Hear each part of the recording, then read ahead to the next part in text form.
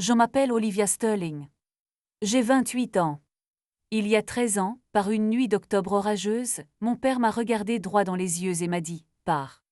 Je n'ai pas besoin d'une fille, malade comme toi. » J'avais 15 ans, trempée jusqu'aux os, sans aucun endroit où aller. La raison, ma sœur cadette avait menti, un mensonge calculé, délibéré, que mes parents ont cru sans la moindre hésitation. Et comme ça j'ai été effacée. 3 heures plus tard, la police les appelait à l'hôpital. J'avais été renversée par une voiture. Quand mon père est entré dans cette chambre d'hôpital et a vu qui était assis à mon chevet, ses mains n'ont plus cessé de trembler. « Toi tu ne peux pas être ici. » « Comment as-tu » La femme assise là était le docteur Eileen Smith, l'une des professeurs les plus respectées de l'État. Elle m'avait trouvée au bord de la route et m'avait sauvé la vie. Cette nuit-là a tout changé. Le mois dernier, j'étais sur scène lors de la cérémonie de remise des diplômes de ma sœur, en tant qu'oratrice principale. Mes parents ne savaient pas que j'allais venir. Avant de vous raconter ce qui s'est passé quand ils m'ont vu, prenez un instant pour like et vous abonner, mais seulement si cette histoire vous plaît vraiment. J'aimerais aussi savoir d'où vous regardez et quelle heure il est chez vous. Laissez un commentaire en bas. Maintenant, laissez-moi vous ramener au début de tout ça. J'ai vite compris que, dans notre maison, les larmes de Madison étaient plus fortes que mes réussites. Quand j'avais 11 ans, j'ai remporté la première place à la foire scientifique régionale. Mon projet sur les systèmes de filtration d'eau avait battu 40 autres élèves. J'étais si fière. Je suis rentrée en courant, le ruban bleu serré dans la main, j'ai franchi la porte en trombe et j'ai trouvé maman dans la cuisine. J'ai gagné, je criais. Elle a souri, m'a prise dans ses bras. C'est merveilleux, ma chérie, puis Madison est rentrée de son cours de danse. 8 ans, le visage rouge, les larmes coulant. J'ai raté ma pirouette. Tout le monde s'est moqué de moi. Les bras de maman m'ont quitté. Elle s'est agenouillée, a serré Madison contre. Oh ma puce, ce n'est pas grave. Tu feras mieux la prochaine fois. Je suis restée là, tenant mon ruban. Personne ne m'a demandé à le voir. C'était la règle. Madison avait besoin de plus d'attention. Madison était sensible.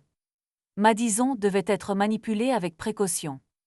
J'ai appris à célébrer en silence, à avoir moins de besoins, à prendre moins de place. À 14 ans, j'avais arrêté de leur montrer mes bulletins. Des A partout ne pouvaient rivaliser avec le drame des baies de Madison. Quand j'ai été acceptée au prestigieux camp scientifique d'été, j'étais ravie.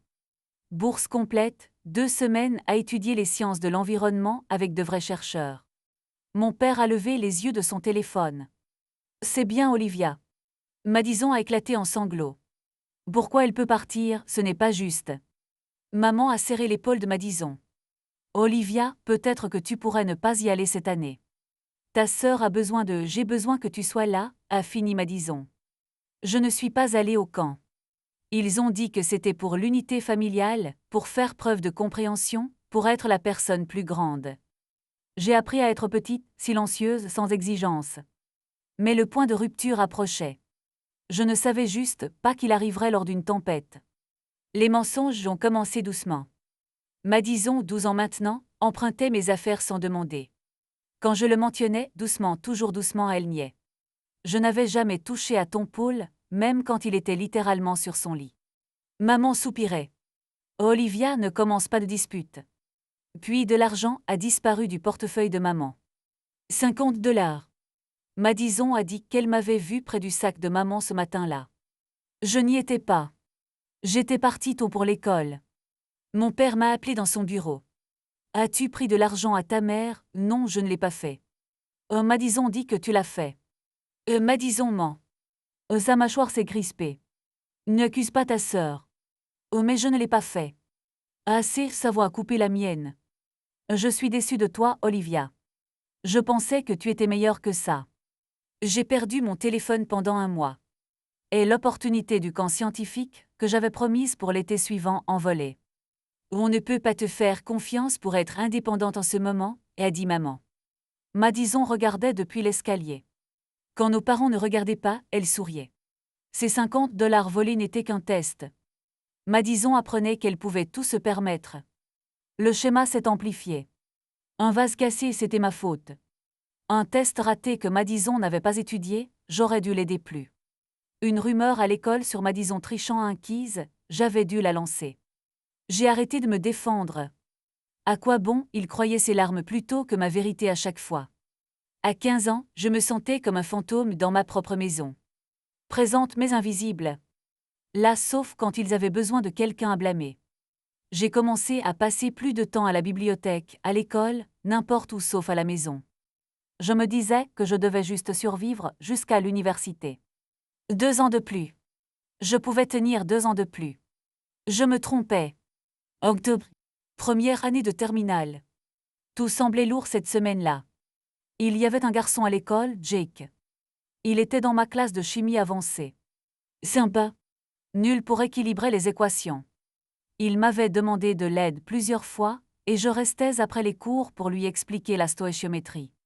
C'était tout. Juste de l'aide pour les devoirs. Madison avait un béguin pour lui. Un béguin énorme obsessionnel. Elle passait devant ma classe juste pour le voir. Elle avait écrit Madison Sterling Walker dans son journal intime. Je l'avais vu une fois quand j'étais allé lui rendre un stylo emprunté. Mardi, Jake m'a attrapé à mon casier. Et merci pour l'aide d'hier. Tu m'as vraiment sauvé. J'ai souri. Pas de problème. Peut-être qu'on pourrait étudier ensemble un jour, pour le partiel, bien sûr. La bibliothèque, ça marche. Cool. Il est parti. Je me suis retournée et j'ai vu Madison à une dizaine de mètres dans le couloir, qui me fixait, le visage pâle. Ce soir-là, au dîner, elle a à peine parlé, repoussant la nourriture dans son assiette. Maman n'arrêtait pas de demander si elle allait bien. Madison haussait les épaules, ne disait rien. J'aurais dû savoir que son silence était plus dangereux que ses larmes. Jeudi, j'avais un conférencier invité en biologie, le docteur Eileen Smith de l'Université d'État. Elle parlait de la recherche sur l'équité en éducation. Je suis restée après pour poser des questions. Elle avait l'air impressionnée. « Tu as un esprit curieux », m'a-t-elle dit en me tendant sa carte. « Ne laisse personne éteindre cette lumière. » J'ai souri et remercié, sans savoir qu'elle me sauverait la vie une semaine plus tard. Vendredi, l'alerte tempête a commencé. Une grosse tempête arrivait, tout le monde se préparait, faisait des réserves, calfeutrait les fenêtres. Madison ne me parlait toujours pas, ne voulait même pas me regarder. Je me suis dit que j'aurais au moins le week-end pour rattraper mes devoirs en paix. Je n'avais aucune idée de ce qu'elle préparait. Vendredi soir. La pluie a commencé vers 6 heures. Nous avons dîné dans un silence presque total. L'alerte météo ne cessait de retentir sur le téléphone de papa. Avis de vent, alerte d'inondation. Tout le monde était tendu. Madison tripotait ses pattes. Je sentais son regard sur moi. Quand je levais les yeux, elle détournait le regard. Après le dîner, je suis montée dans ma chambre, j'ai commencé mes devoirs d'anglais. Dehors, le vent se levait, la pluie frappait les fenêtres, ce genre de tempête où on est reconnaissant d'être à l'intérieur. Vers 8 heures, j'ai entendu des pleurs en bas.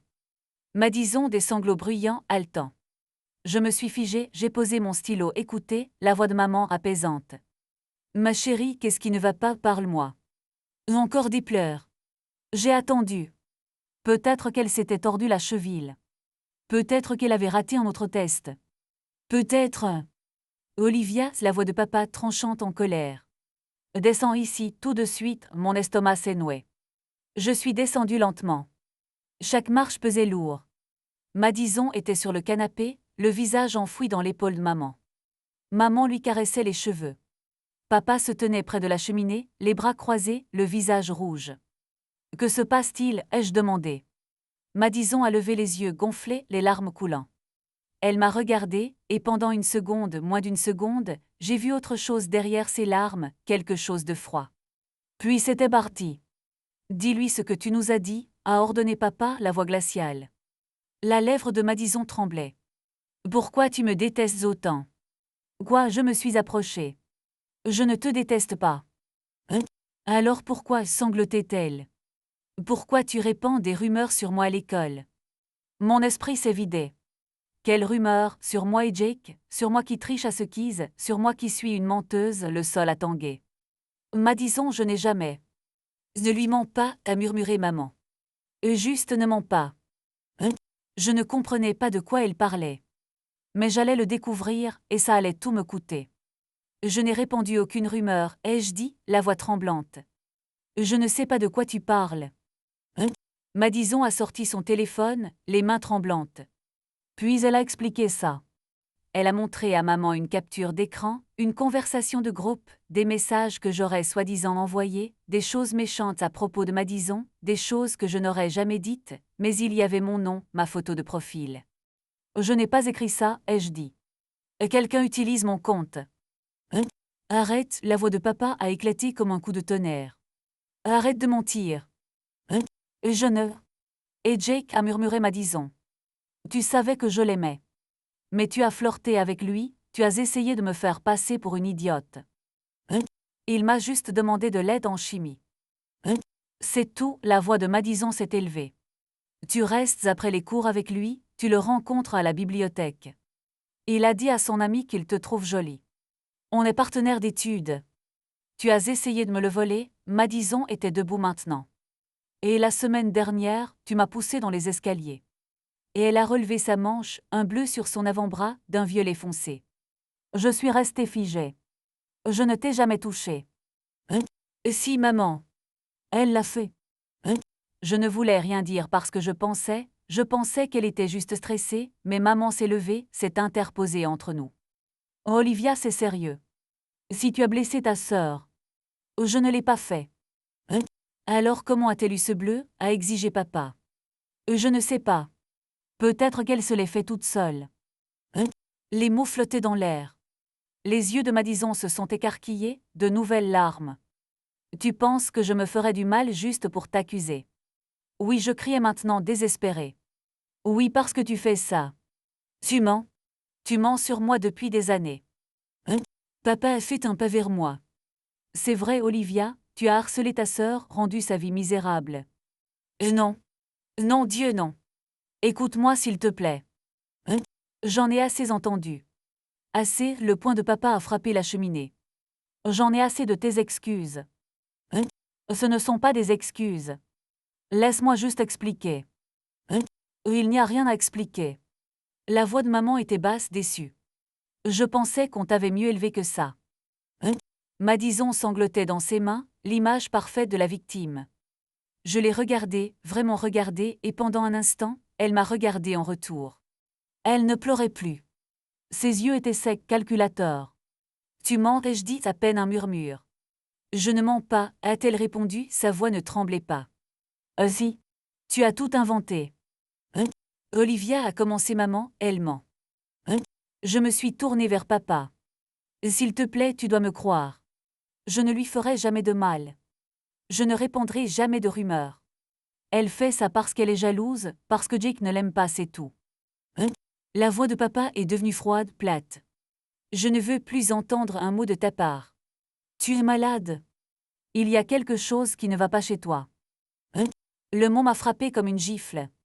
Malade. Je ne le suis pas. Tu as besoin d'aide. Une aide professionnelle. Mais pour l'instant, il a pointé la porte, pour l'instant, je veux que tu sortes de ma vue. La pluie battait dehors. Le tonnerre secouait les fenêtres. Papa, il y a une tempête. Je m'en fiche. Où suis-je censé aller? Son visage s'est tordu. Ce n'est pas mon problème. So. Je ne veux pas d'une fille, malade comme toi dans cette maison. Ces mots se sont gravés en moi, fille malade, comme si j'étais une maladie brisée anormale. J'ai regardé maman, suppliant silencieusement, dis quelque chose, arrête-le, dis-lui que c'est insensé. Elle s'est détournée, gardant son bras autour de Madison. J'ai attrapé ma veste sur le porte-manteau. Mes mains tremblaient tellement que je peinais à la fermer. La porte a claqué derrière moi. Par la fenêtre, j'ai vu Madison me regarder partir. Elle ne pleurait plus. Elle souriait. La pluie m'a frappée comme un mur, froide, furieuse. En quelques secondes, j'étais trempée jusqu'aux os. Je suis restée un moment sur le porche, attendant. Peut-être que papa viendrait après moi, s'excuserait, dirait qu'il avait exagéré. La porte est restée fermée. J'ai commencé à marcher. Nulle part où aller, juste partir. Partir de cette maison, partir des mensonges de Madison, partir de parents qui croyaient que j'étais malade. Mon téléphone a vibré. Batterie faible 8%. Je l'ai sorti, essayé d'appeler mon amie Sarah. Pas de réponse. Jessica, directement sur la messagerie. C'était un vendredi soir. Tout le monde était chez soi, en famille. En sécurité au sec. Pas moi. Le vent fouettait mes cheveux devant mon visage. La pluie tombait en rideaux. Je ne voyais pas à plus de 3 mètres. Des voitures passaient, éclaboussant les flaques. Personne ne s'arrêtait. Je me suis dirigée vers la bibliothèque. Peut-être que je pourrais y attendre la fin de la tempête. Elle était fermée. Fenêtre sombre, porte verrouillée. La gare routière était à 3 kilomètres. Si j'arrivais jusque-là, je pourrais m'asseoir à l'intérieur, rester au chaud, réfléchir à ce que je devais faire. Je marchais. Chaque pas était lourd. Mes chaussures étaient trempées, l'eau gloussait à chaque foulée. Ma veste collait à ma peau. J'avais si froid que mes dents claquaient, le tonnerre grondait au-dessus. Un éclair fondait le ciel. J'ai pensé à faire demi-tour, frapper à la porte, supplier de rentrer. Le regard de papa, le dégoût. Je ne pouvais pas l'effacer de ma mémoire. Fille malade. Peut-être qu'il avait raison. Peut-être qu'il y avait quelque chose qui n'allait pas chez moi. Pourquoi ma propre famille choisirait-elle Madison plutôt que moi à chaque fois? La gare était encore à 1 kilomètre. La pluie redoublait, le vent se renforçait. Je n'ai pas vu les phares avant qu'il ne soit presque trop tard. Je traversais à une intersection. Le feu était vert. J'en suis sûre. Mais la pluie tombait si fort, le vent hurlait, je ne voyais pas clairement. La voiture est sortie de nulle part. Phares aveuglants, klaxon hurlant, frein crissant. J'ai essayé de reculer, pas assez vite. L'impact m'a projeté sur le côté. J'ai senti mon corps heurter le capot. Puis le bitume dur. Ma tête a heurté l'asphalte. Une douleur explosive a traversé mon crâne, blanche, brûlante, dévorante. Je ne pouvais plus bouger, ni respirer. La pluie entrait dans ma bouche, mes yeux. Tout était de travers, faux. J'ai entendu une portière claquer, des pas courir, éclaboussant l'eau. Oh mon Dieu, oh mon Dieu. Une voix de femme paniquée. Chérie, tu m'entends?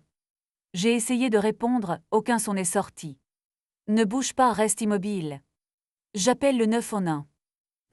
Ses mains étaient sur mon épaule, douces. Reste avec moi, d'accord, comment tu t'appelles?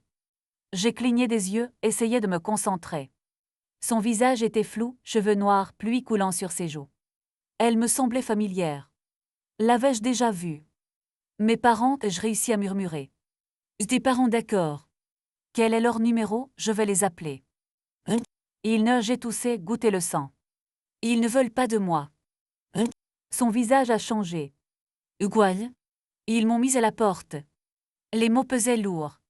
Et ils disent que je suis malade, qu'ils ne veulent plus de moi. Elle m'a regardé, la pluie tombant entre nous. J'ai vu quelque chose changer dans son expression, peut-être de la reconnaissance ou de l'horreur. Tu vas t'en sortir, a-t-elle dit. Mais sa voix tremblait. Je te promets, tu vas t'en sortir. Les sirènes au loin se rapprochaient. Le visage de la femme a été la dernière chose que j'ai vue avant que tout ne devienne noir.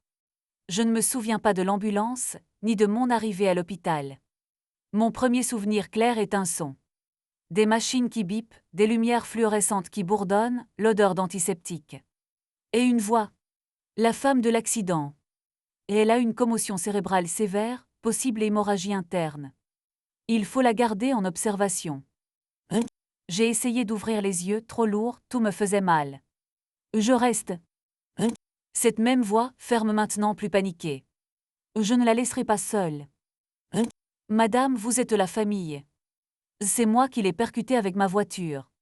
Je reste jusqu'à ce que ses parents arrivent. Le temps a passé. Je sombrais entre sommeil et réveil. Des voix allaient et venaient. À un moment, j'ai entendu de nouvelles voix familières. Nous sommes les parents d'Olivia Sterling. Papa, sa voix était tendue. Monsieur et Madame Sterling, la voix de la femme, froide, professionnelle.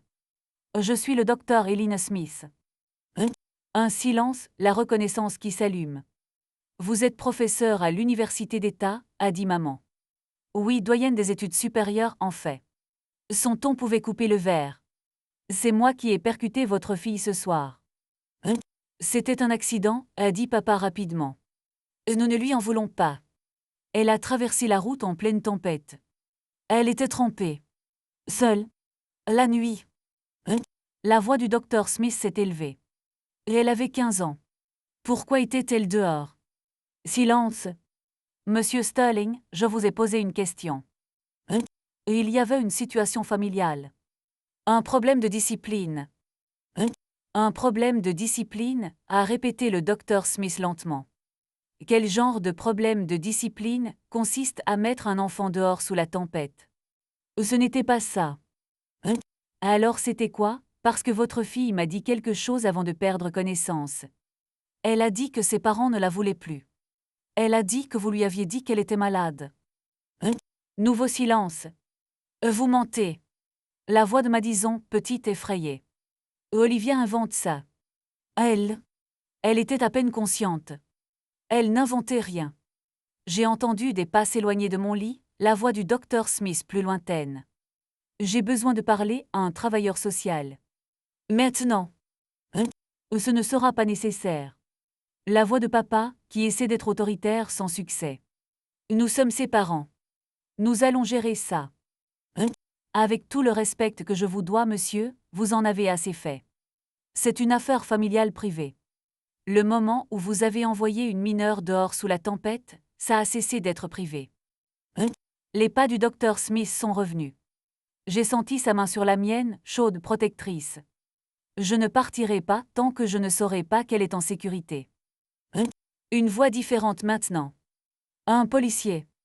Monsieur Sterling, nous devons poser quelques questions. Nous n'avons rien fait de mal, a dit maman, mais sa voix tremblait. Votre fille a été percutée par une voiture à 23 heures, en pleine tempête. Elle a 15 ans. Nous devons comprendre pourquoi elle n'était pas à la maison. J'ai essayé d'ouvrir les yeux, j'ai réussi à les entr'ouvrir. Tout était flou, des formes bougeaient. J'ai vu la silhouette de papa, Madison derrière lui. Le docteur Smith a remarqué. Et elle se réveille, tout le monde dort. C'est notre fille, a commencé papa. Et moi, je suis le docteur dans cette pièce. Dehors. Des pas qui s'éloignent. La porte s'est refermée. J'ai senti le docteur Smith se pencher vers moi. Sa main a serré la mienne doucement. Tu es en sécurité maintenant, a-t-elle chuchoté. Je te promets, tu es en sécurité. Je voulais la croire, mais en sécurité était un mot étranger. Je n'avais pas ressenti ça depuis des années. J'ai refermé les yeux. Laisse l'obscurité m'emporter. Quand je me suis réveillée 3 jours plus tard, mes parents étaient partis. Le docteur Smith était toujours là. Elle avait tenu sa promesse. Elle ne m'avait pas laissée seule. La commotion était grave. J'ai passé 4 jours à l'hôpital.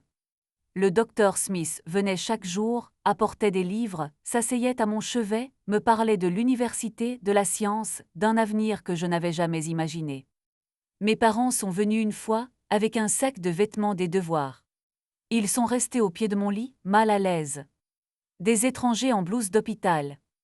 On est content que tu ailles bien, a dit maman. Papa a hoché la tête. Tu nous as fait une sacrée peur. Aucun des deux n'a dit pardon, ni expliqué, ni demandé si je voulais rentrer. Madison n'est jamais venue. Le 5e jour, une assistante sociale est venue. Elle s'appelait Rita. Elle avait des yeux doux et posait ses questions d'une voix gentille. Que s'est-il passé cette nuit-là? Je lui ai tout raconté. Les mensonges de Madison, mes parents qui la choisissaient. Les mots filles malades. Rita écoutait, prenait des notes. Olivia, tu as des options. Tu n'es pas obligée de retourner chez toi. Où irais-je d'autre?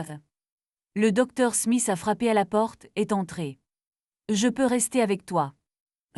Je l'ai regardé. Quoi? Placement en famille d'accueil, temporaire, jusqu'à ce qu'on trouve une solution permanente. Si tu veux, elle a regardé Rita, j'ai déjà commencé les papiers. Pourquoi feriez-vous ça? Ma voix s'est brisée. Tu ne me connais même pas. Le docteur Smith s'est assis au bord de mon lit. Parce que quelqu'un l'a fait pour moi, un jour. À 17 ans, ma famille m'a mise à la porte. Une prof m'a prise chez elle, elle a changé ma vie. Elle a touché ma main. Tu es brillante, Olivia. Tu as un potentiel que la plupart des enfants n'osent même pas rêver. Ne laisse personne te dire que tu es malade. Ne laisse personne éteindre cette lumière. J'ai commencé à pleurer, sans pouvoir m'en empêcher. Je comprendrai si tu veux rentrer chez toi, a dit doucement le docteur Smith. Mais si tu veux autre chose, je suis là. Hein? J'ai pris ma décision dans cette chambre d'hôpital. J'ai choisi autre chose. 6 mois plus tard, j'étais une autre personne. Même non-vie différente. La maison du docteur Smith était calme, ordonnée, pleine de livres, de plantes et de musique classique douce. Elle m'a donné la chambre d'amis, m'a dit que je pouvais la décorer comme je voulais. J'ai changé d'école, recommencé à zéro. Personne ne savait pour Madison, pour mes parents, pour la fille malade. J'étais juste Olivia. Intelligente. Concentrée. Enfin libre de respirer. Le docteur Smith. Eileen, elle insistait pour que je l'appelle ainsi. Elle m'a fait découvrir un monde que je n'avais jamais vu. Des cours universitaires, des symposiums de recherche, des dîners avec des professeurs discutant de politique, d'équité et de changement. L'éducation, c'est la liberté, disait-elle. Le savoir, c'est le pouvoir. Personne ne peut te l'enlever. Je me suis plongée dans les études. Les mentions très bien n'étaient plus seulement des notes. C'était une preuve. La preuve que je n'étais pas malade, pas brisée, pas fautive. Eileen m'a appris à rédiger des demandes de subventions, à chercher des bourses, à comprendre les systèmes qui aident les enfants comme moi, ceux issus de situations difficiles, ceux qui ont besoin d'une seconde chance. Tu feras quelque chose d'important un jour, m'a-t-elle dit une fois. Nous dînions pâtes et salades simples sûres. Je le vois. Hein? Je pensais parfois à ma famille d'avant, me demandant si Madison leur avait jamais dit la vérité, si papa regrettait ses mots, si maman avait jamais pris ma défense. Mais surtout, je ne pensais presque plus à eux. J'entendais des choses par des amis communs. Madison allait bien. Toujours l'enfant chéri. Toujours au centre de l'attention. Mes parents avaient enlevé toutes mes photos de la maison, comme si je n'avais jamais existé. Tant mieux, pensais. Qu'ils m'effacent. Je construisais quelque chose de mieux. À ma dernière année, j'avais un plan.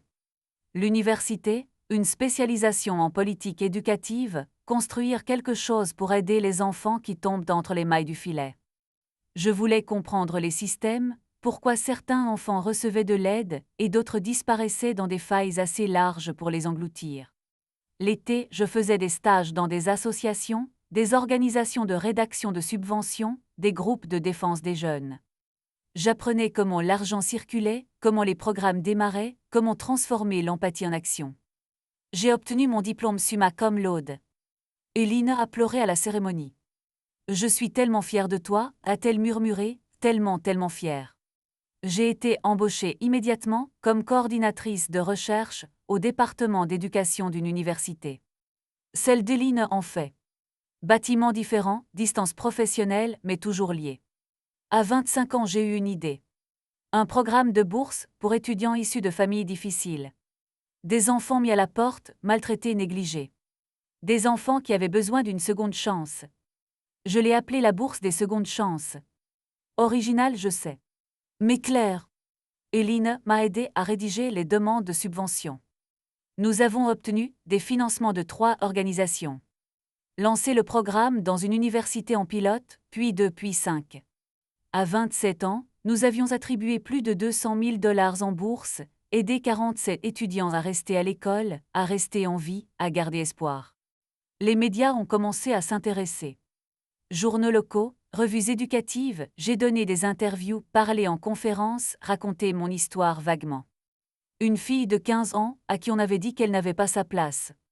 Sans jamais nommer personne. Un jour, mon collègue, David Brooks, a frappé à la porte de mon bureau. Olivia, tu es pressentie pour être la conférencière principale à une cérémonie de remise de diplôme. Quelle université? Riverside State University. Mon estomac s'est noué. Ça y est. Je me suis arrêtée. J'ai respiré. C'est l'université de ma sœur. David a cligné des yeux. Et tu as une sœur, plus maintenant, ai-je répondu doucement. Mais oui, elle est diplômée ce printemps. Oh, David s'est assis. Veux-tu que je décline en ton nom? J'ai regardé mon bureau, mes mains, les dossiers de bourse empilés en piles bien rangés, 47 étudiants, 47 secondes chances. Quel est le thème? Ai-je demandé. Résilience et équité éducative. Le président Walsh a spécifiquement demandé ta présence. Il dit que ton travail incarne tout ce que la cérémonie doit représenter. Mon travail, ce programme de bourse naît d'un rejet, d'un fille malade. Devrais-je? J'hésitais. Aurais-je le contrôle créatif sur mon discours? Contrôle total, ils veulent juste que tu sois là. J'ai pensé à Madison, assise dans sa toge et son chapeau, souriante, probablement en train de se vanter de sa famille parfaite, de ses parents soutenants, de son statut d'enfant unique. J'ai pensé à mes parents dans le public, fiers, inconscients, croyant toujours avoir fait le bon choix il y a 13 ans. J'ai pensé à moi, sur cette scène, racontant mon histoire pas par vengeance, par besoin de clôture. Je dois parler à Eileen, ai-je dit. Ce soir-là au dîner, j'ai tout déballé. Ils n'ont aucune idée que j'existe sous cette forme, aucune idée que j'ai construit tout ça. Ils pensent probablement que je suis morte ou sans abri ou... Je me suis arrêtée. Je ne sais pas ce qu'ils pensent. Eileen a posé sa fourchette. Que veux-tu qu'il arrive? Je veux tourner la page correctement, pas avec colère, mais avec vérité. Ah, et s'ils sont blessés, ils m'ont blessé les premiers. J'ai croisé son regard. Je ne fais pas ça par vengeance. Je le fais parce que mon histoire compte, parce que leur montrer qui je suis devenue malgré eux. Ce n'est pas de la rancune. C'est de l'honnêteté. Eileen a tendu la main, serré la mienne. Alors fais-le à ta façon, la tête haute. Montre-leur qui tu es maintenant. J'ai appelé David le lendemain matin. Dis au président Walsh que j'accepte. Je n'ai pas vu Madison en personne, mais j'ai entendu des choses, vu des choses. Les réseaux sociaux rendent les fantômes visibles. Elle postait sans arrêt. Sa dernière année était documentée en photos filtrées et légendes soigneusement choisies, brunch entre amis, sessions d'études qui ressemblaient plus à des séances photos, l'expérience universitaire parfaite. Je n'arrive pas à croire que je serai diplômée dans 2 mois, disait une légende. Tellement reconnaissant envers mes parents qui m'ont soutenu à chaque étape. H blessed / family first. Les commentaires affluaient. Tu es incroyable. Tellement fier de toi. Tes parents t'ont bien élevé. J'ai parcouru son profil une fois, juste une fois. Curiosité morbide. Il n'y avait aucune photo de moi, aucune mention d'une sœur. Dans son univers numérique, je n'avais jamais existé. Un post a attiré mon attention. Madison au dîner avec nos parents. Grand sourire. Verre de vin levé. Célébrant ma remise de diplôme avec les 2 meilleures personnes du monde. Je vous aime, maman et papa. Papa avait vieilli, les tempes grisonnantes, maman avait l'air fatiguée, mais il semblait heureux, fier. J'ai fermé l'application. Par des connaissances anciennes, des gens que je connaissais avant la tempête, j'ai appris que Madison était excitée pour la remise des diplômes. Grande cérémonie, tous ses amis seraient là. Ses parents organisaient une fête après. Le conférencier principal est censé être vraiment bon, a posté une amie dans un groupe où je faisais encore partie par erreur. Une chercheuse qui a lancé un programme de bourse. Ça devrait être inspirant. Madison avait répondu, Björk, ces discours sont toujours tellement ennuyeux, mais bon, c'est mon jour. J'ai souri à ça, fait une capture d'écran sauvegardée. Pas par vengeance, juste pour prouver qu'elle n'avait aucune idée, aucune piste de ce qui allait arriver. Je me demandais si elle me reconnaîtrait. 13 ans, c'est long. J'avais changé. Grandi. Devenu quelqu'un d'autre. On allait voir. J'ai écrit mon discours pendant 2 semaines, rédigé, révisé, coupé, ajouté, lu à voix haute à Eileen une 12aine de fois.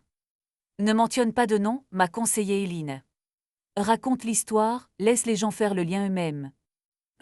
Le discours commençait par des statistiques, l'inégalité éducative, les élèves qui tombent dans les failles du système. Puis il devenait personnel. À 15 ans, on m'a dit que je n'avais pas ma place, qu'il y avait quelque chose qui n'allait pas chez moi, que j'étais trop brisée pour être gardée. Quelqu'un a vu du potentiel au lieu de problème. Quelqu'un m'a donné une seconde chance, et ça a tout changé. Pas de larmes, pas de colère, juste des faits, juste la vérité. David a tout organisé.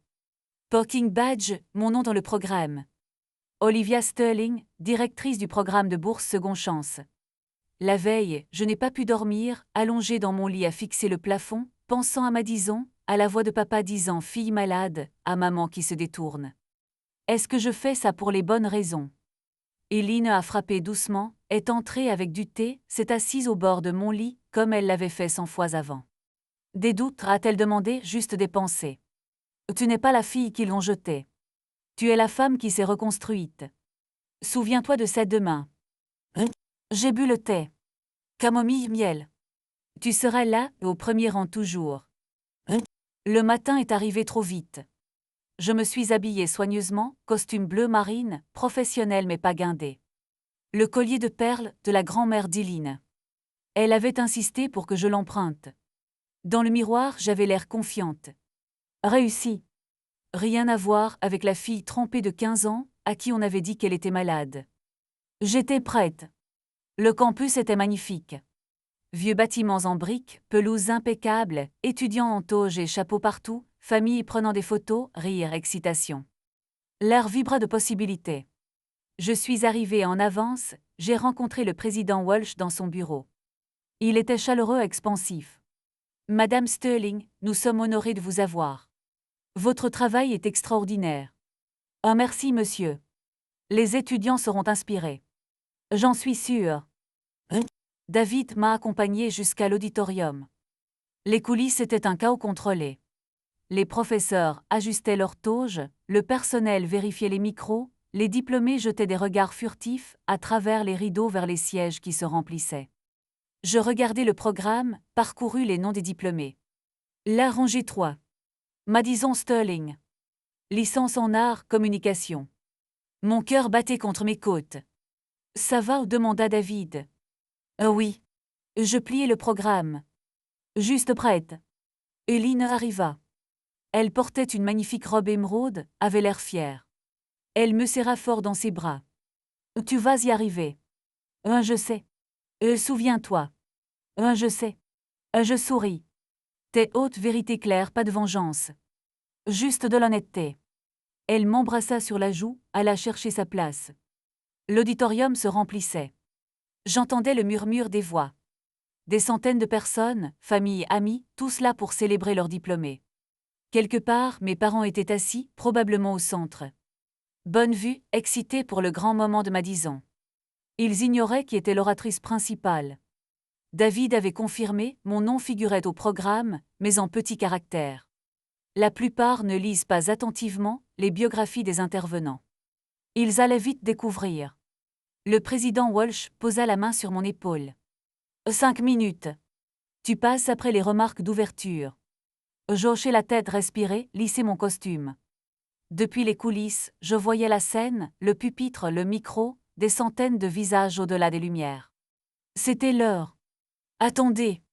Avant de vous raconter ce qui s'est passé quand j'ai monté sur cette scène, je dois vous demander, avez-vous déjà été dans une situation où votre famille doutait de vous, mais vous leur avez prouvé qu'ils avaient tort? Répondez oui ou non dans les commentaires. Et si cette histoire vous plaît jusqu'ici, merci d'appuyer sur le bouton j'aime. Ça aide vraiment à la faire connaître à d'autres qui pourraient en avoir besoin. D'accord. Revenons à la cérémonie.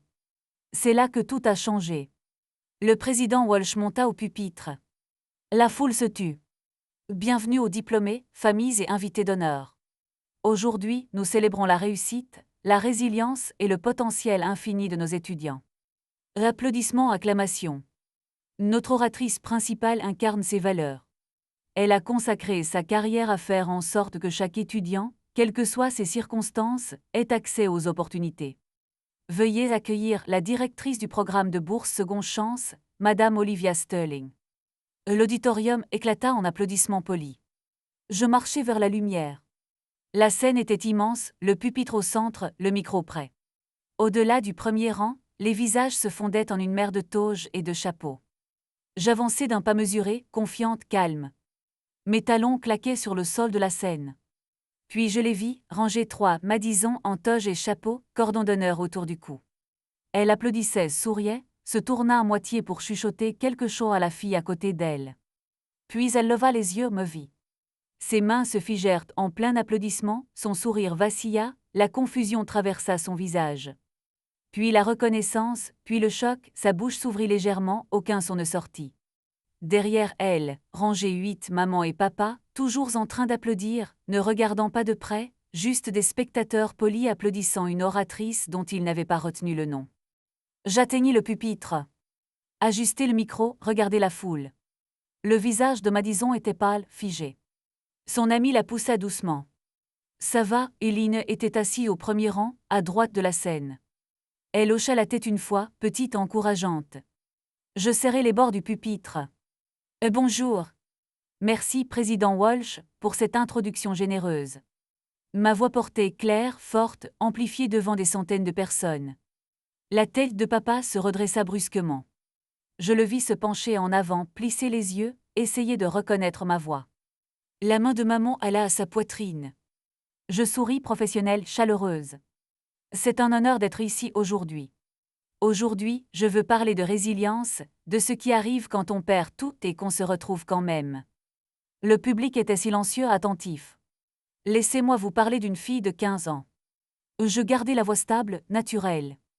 On lui a dit qu'elle n'avait pas sa place, qu'il y avait quelque chose de fondamentalement brisé en elle, qu'elle était trop cassée pour être gardée.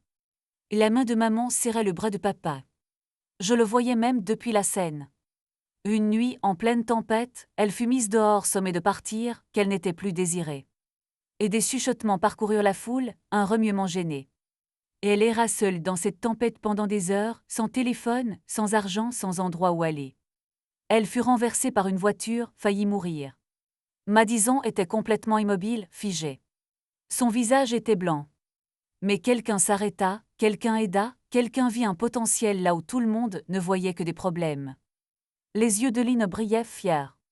Cette personne est devenue sa famille, son mentor, sa mère en tout ce qui comptait. Je fis une pause.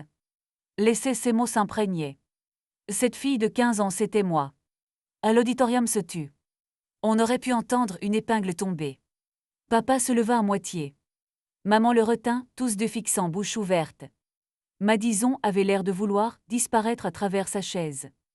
Les étudiants autour d'elle chuchotaient, montraient du doigt. Ses amis semblaient confus, inquiets.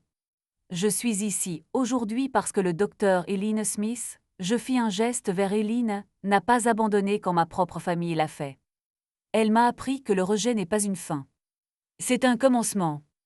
D'autres chuchotements, qui se répandaient comme une traînée de poudre. La bourse Seconde Chance est née de cette expérience. Elle existe pour les étudiants à qui on a dit qu'ils n'étaient pas assez, qu'on a rejeté, abandonné, mis de côté.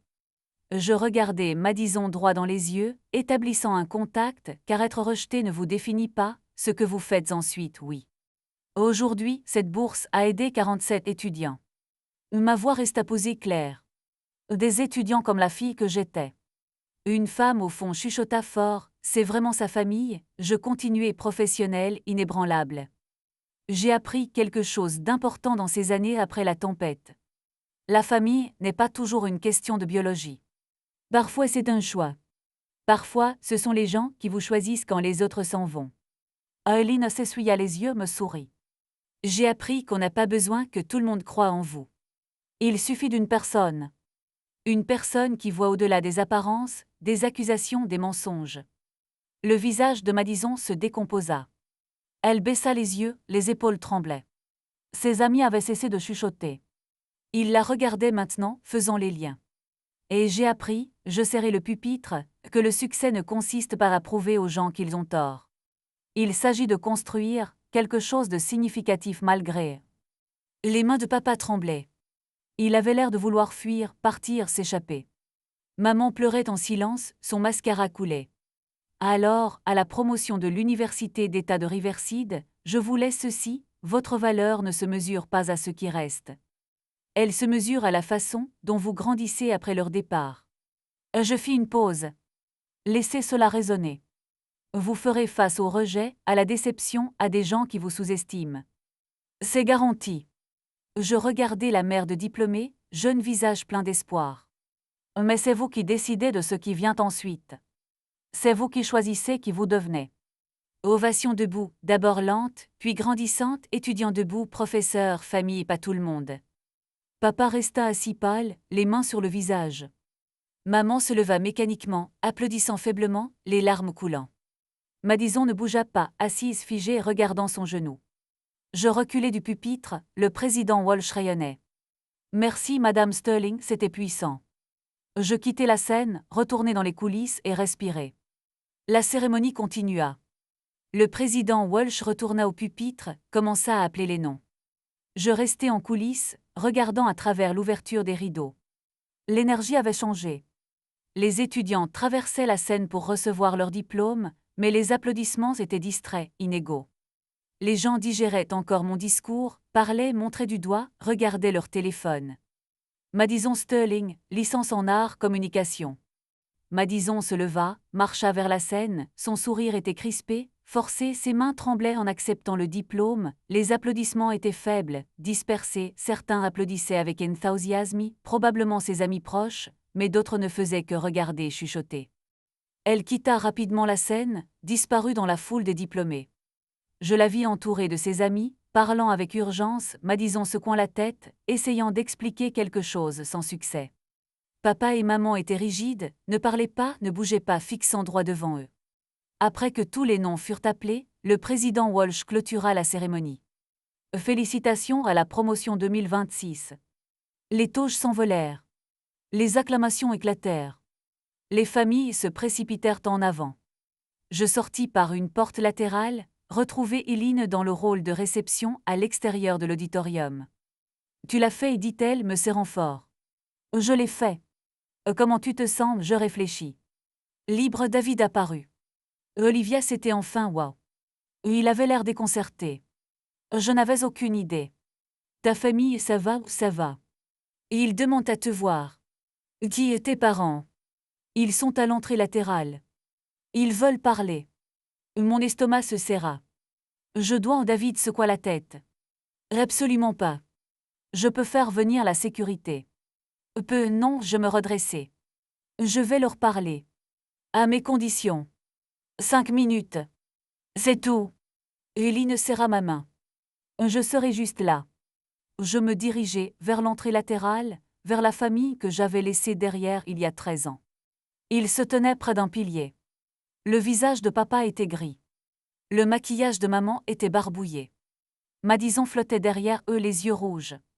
Je m'arrêtai à 1 mètre environ, à distance professionnelle. Vous vouliez parler? La bouche de papa s'ouvrit, se referma. Olivia, nous ne savions pas que tu serais là. J'en suis sûre. Tu as l'air, la voix de maman se brisa, tu as l'air en forme. Je vais bien, le docteur Smith s'est assuré de ça. Eileen m'avait suivi, se tenait légèrement en arrière, protectrice. Les yeux de papa glissèrent vers elle. Puis ailleurs. Nous te devons des excuses. Vous me devez bien plus que ça. Ma voix était calme, posée. Mais des excuses, c'est un début. Nous avons fait une erreur, dit maman. Une terrible erreur. Nous aurions dû t'écouter. Tu aurais dû me protéger. C'est ce que font les parents. Ils protègent leurs enfants. Je gardai les mains le long du corps. Je ne croisais pas les bras. Je ne me fermais pas. Vous avez choisi le mensonge de Madison plutôt que ma vérité. Vous m'avez traité de malade, vous m'avez jeté dehors sous la tempête. Madison sursauta, des larmes coulaient sur son visage. Nous avions tort, dit papa, la voix brisée. J'avais tort. J'ai Olivia. Je regrette cette nuit, chaque jour depuis 13 ans. Tant mieux. Le mot resta suspendu, tranchant. Peut-on parler? Maman tendit la main vers moi. En privé, en famille, nous ne sommes pas une famille. Je le dis doucement. Pas avec cruauté, juste un fait. Tu l'as bien montré il y a 13 ans. Mais on peut réparer ça, dit papa désespéré. On veut réparer. S'il te plaît. Il n'y a rien à réparer. Vous avez fait votre choix. J'ai fait le mien. C'est fini. Olivia, la voix de Madison basse brisée. Je suis désolée. J'avais 12 ans. J'étais stupide. Je ne savais pas. Tu étais assez grande pour savoir ce que tu faisais. David apparut avec un dossier. Olivia, voici les candidatures aux bourses pour le semestre prochain. Le président Walsh voulait que tu les aies avant de partir. Et il me tendit le dossier. En tête officielle de l'université. Mon nom, mon titre, des photos de bénéficiaires de bourse, des témoignages. Les yeux de papa fixaient tout cela. Tu as vraiment fait tout ça? Oui, malgré tout. Maman prit le dossier délicatement, l'ouvrit. Rouge. Son visage se décomposa. 200 étudiants, et 47 pour l'instant, mais on est en. Oh, tu es directrice principale, depuis le mois dernier. Je repris le dossier. Je travaille avec 5 universités. Nous avons accordé plus de 200 000 dollars en bourse à des étudiants en situation difficile. Le président Walsh nous rejoignit, ignorant la tension. Madame Sterling, c'était la meilleure allocution d'ouverture que nous ayons eue depuis des années. Les étudiants en parlent encore. Merci, président Walsh. Il se tourna vers mes parents. Vous êtes la famille d'Olivia, vous devez être très fiers. Silence. Ils le sont, dit Eileen d'un ton assuré. N'est-ce pas, M? Sterling, la mâchoire de papa se contracta. Oui, très fier. Le président Walsh rayonna. Madame Sterling est l'une de nos partenaires les plus précieuses. Son programme a changé des vies, littéralement sauvé certains de ces jeunes. Et il me serra la main, puis s'éloigna. Papa me regarda, vraiment regarda. Nous n'en avions aucune idée. Vous n'avez jamais demandé. Ma voix resta douce, pas en colère, juste fatiguée. Vous m'avez effacé, fait comme si je n'avais jamais existé. Pourquoi auriez-vous su? J'ai essayé de te retrouver, murmura maman. Après l'hôpital, tu as disparu. J'ai changé légalement de nom, j'ai rendu ça plus difficile. Je croisis son regard. J'avais besoin que tu ne me trouves pas. J'avais besoin d'espace pour guérir. Tu as guéri? Demanda papa. Guéri, oui, sans vous. Les amis de Madison s'approchèrent, 3 d'entre eux, l'air mal à l'aise. Madison, une fille lui toucha le bras. C'est vrai, elle est vraiment ta sœur, Madison hocha la tête, incapable de parler. Tu disais que tu étais enfant unique. Je sais, tu as dit à tout le monde que ta sœur était morte.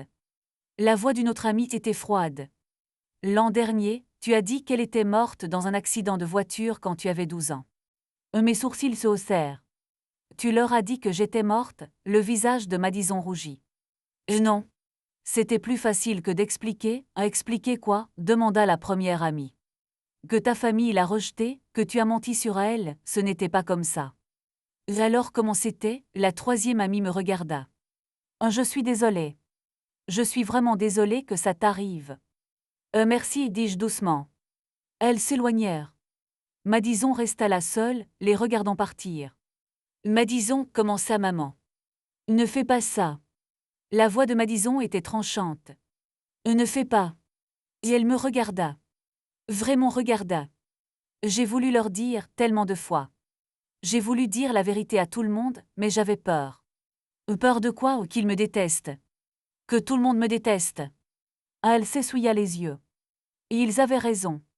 Je le mérite. Madison. Je m'approchai. Je ne te déteste pas. Je te pardonne. Pour ma propre paix, pas pour la tienne. Mais je ne veux pas de relation. J'ai besoin que tu respectes ça.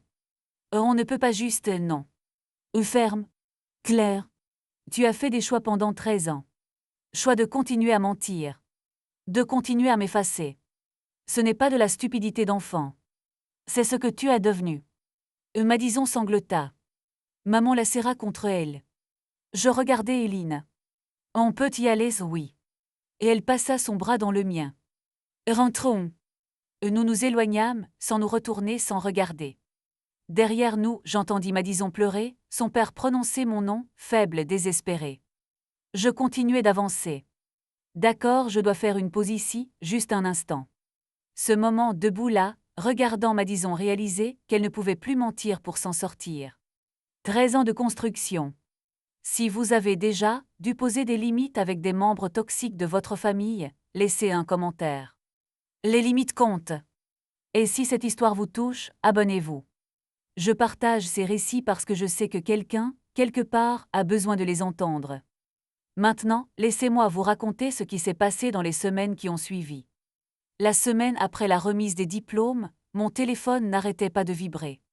Des messages vocaux de papa. Rappelle-moi s'il te plaît. Il faut qu'on parle. Je suis désolée. Nous sommes désolés. S'il te plaît. Des courriels de maman. Long confus, plein d'excuses et de justifications. Nous étions sous beaucoup de stress. Madison traversait une phase. Nous ne savions pas ce que nous faisions. Je ne répondis pas. Pas encore. Le travail me tenait occupé.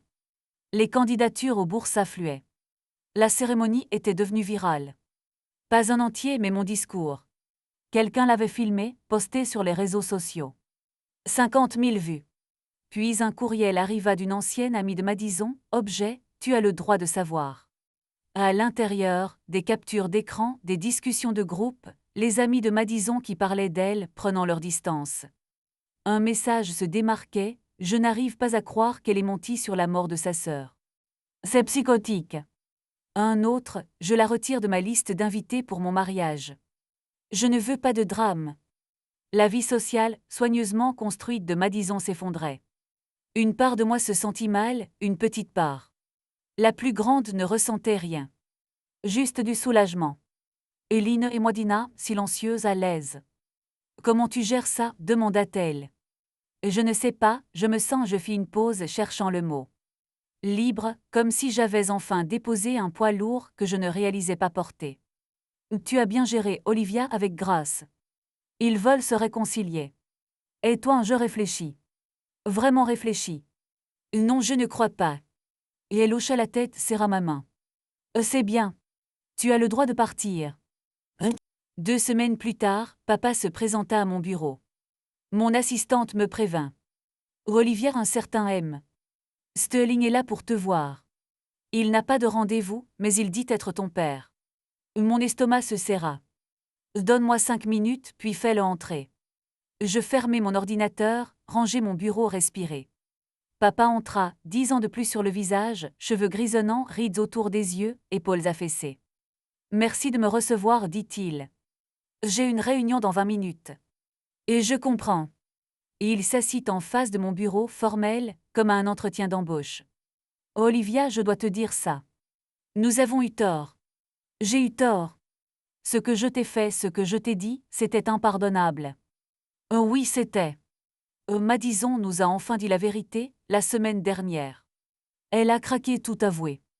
Les mensonges, la manipulation, tout. Raison trop tard. Je sais que ça ne répare rien. Ses mains tremblaient. Il les serra l'une contre l'autre. Mais il faut que tu comprennes, nous vivons avec cette culpabilité. Chaque jour, on regarde cette chambre vide, les photos qu'on a enlevées, et on sait qu'on a détruit quelque chose qu'on ne pourra jamais récupérer. Et tu as raison, on ne peut pas. Peux-tu nous pardonner? Je me penchai en arrière, réfléchi. Le pardon n'est pas le problème, papa. C'est la confiance, et elle est brisée, éclatée. Vous avez cru au mensonge de Madison plutôt qu'à ma vérité.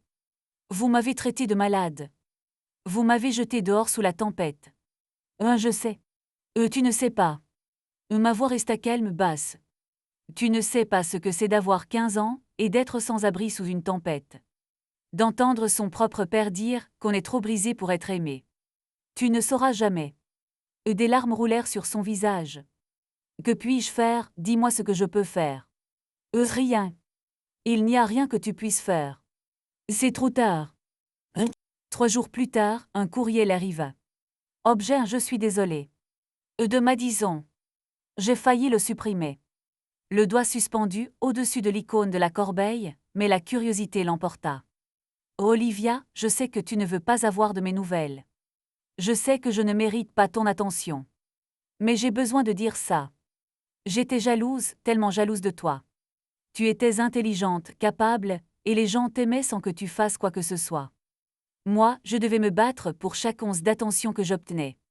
Et ce n'était jamais assez. Tu étais toujours meilleur. Quand Jake t'a préféré à moi, j'ai craqué. J'ai tout planifié. Les captures d'écran, le bleu, tout. Je savais que maman et papa me croiraient. Et ils l'ont toujours fait. Je ne pensais pas que ça irait aussi loin. Je ne pensais pas que papa te jetterait vraiment dehors. Quand je t'ai vu marcher dans la tempête, j'ai eu la nausée, mais je ne pouvais pas revenir en arrière. J'étais trop effrayée, trop fière. J'ai passé 13 ans à mentir, à tout le monde, à moi-même. J'ai dit aux gens que tu étais morte parce que c'était plus facile que d'admettre ce que j'avais fait.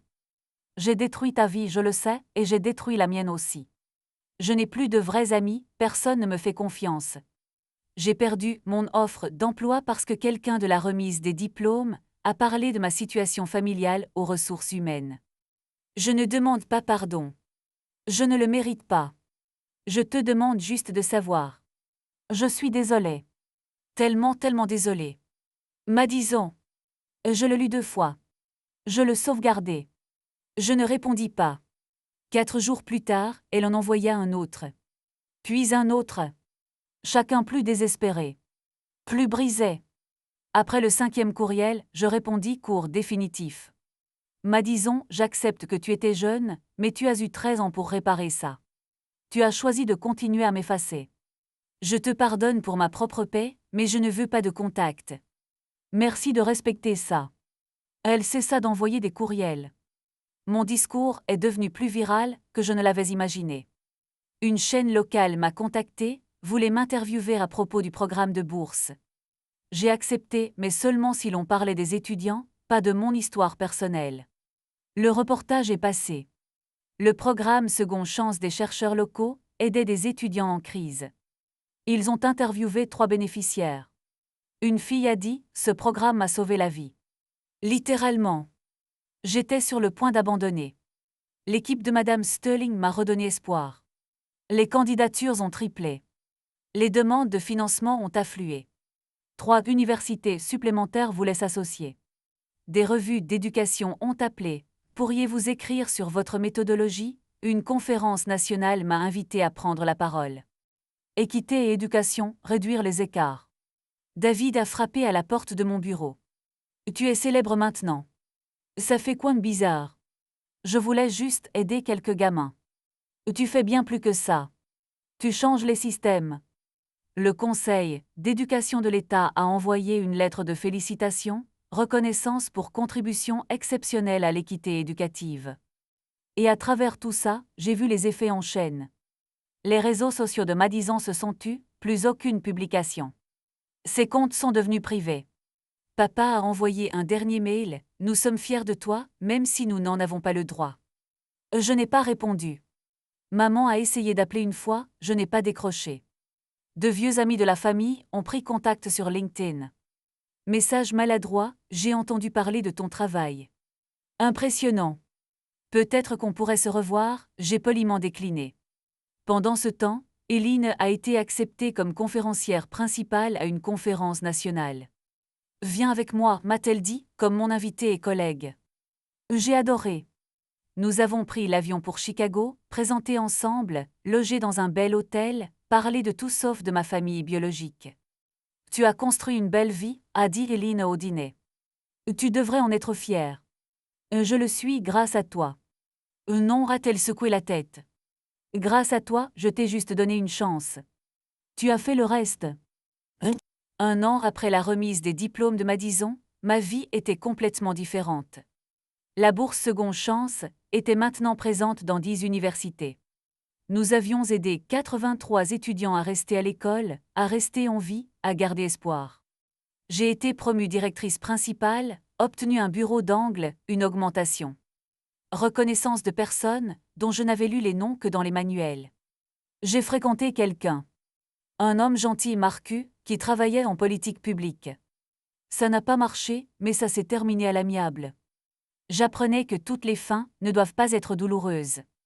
Eileen a eu 60 ans. Nous avons organisé une fête.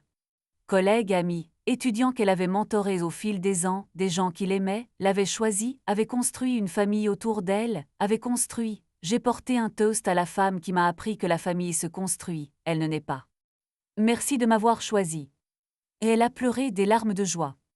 Parfois je pensais à ma famille biologique, pas souvent, pas douloureusement, juste des pensées.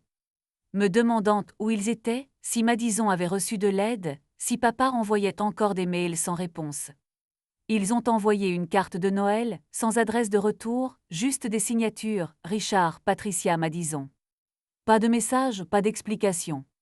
Je l'ai mise dans un tiroir, sans la jeter, sans répondre, juste en reconnaissant son existence. J'ai parlé à une autre remise de diplôme, dans une autre université, devant d'autres étudiants, mais avec un message similaire. Les limites ne sont pas des murs, ce sont des portes que vous contrôlez. Après, une jeune femme s'est approchée, 20 ans en larmes. C'était aussi mon histoire. Ma famille m'a mis à la porte à 16 ans. Je pensais être seule. Oh, tu n'es pas seule, lui ai-je dit. Tu survis. C'est déjà beaucoup. Et elle m'a serré fort dans ses bras. Merci. ce soir-là, en rentrant chez moi, dans la maison que je partageais avec Eileen, ma vraie mère, j'ai ressenti quelque chose que je n'avais pas ressenti depuis des années, une paix complète. On me demande si je regrette cette nuit, la tempête, la douleur, l'hôpital. Je ne regrette pas. Parce que ça m'a mené ici. À cette vie. À ce travail. À cette famille que j'ai choisie. Toutes les histoires ne finissent pas bien comme la mienne. Je le sais.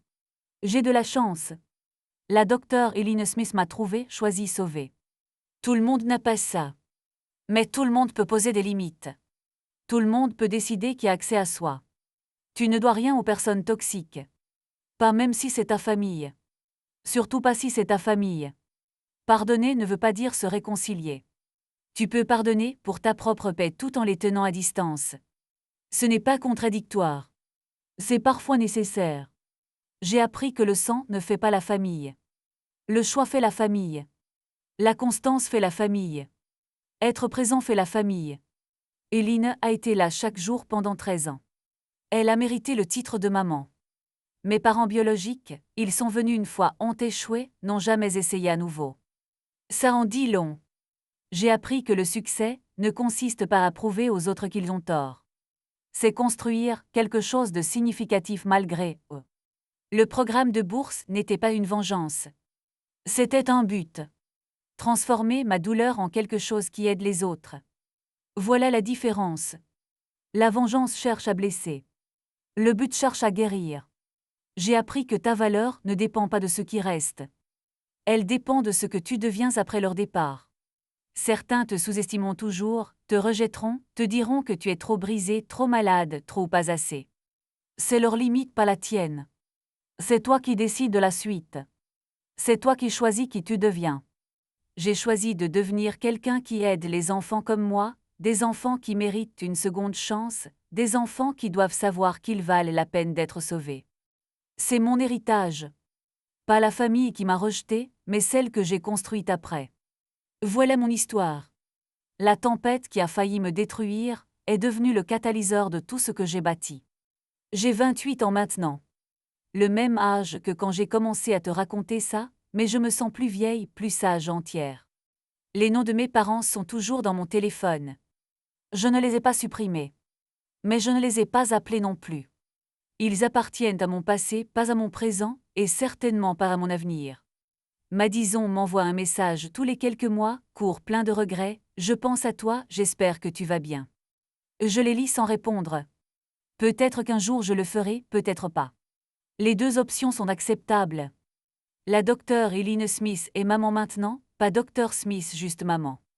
Elle est la personne à contacter en cas d'urgence sur tous les formulaires. Celle que j'appelle quand il se passe quelque chose de bien. Celle dont la vie compte. Ce n'est pas le sang qui a fait d'elle ma mère. C'est le choix. Raison à être là. À croire en moi. À m'aimer quand je ne pouvais pas m'aimer moi-même. Ça, c'est la famille. Chaque année, le 15 octobre, anniversaire de cette tempête, je passe devant mon ancienne maison.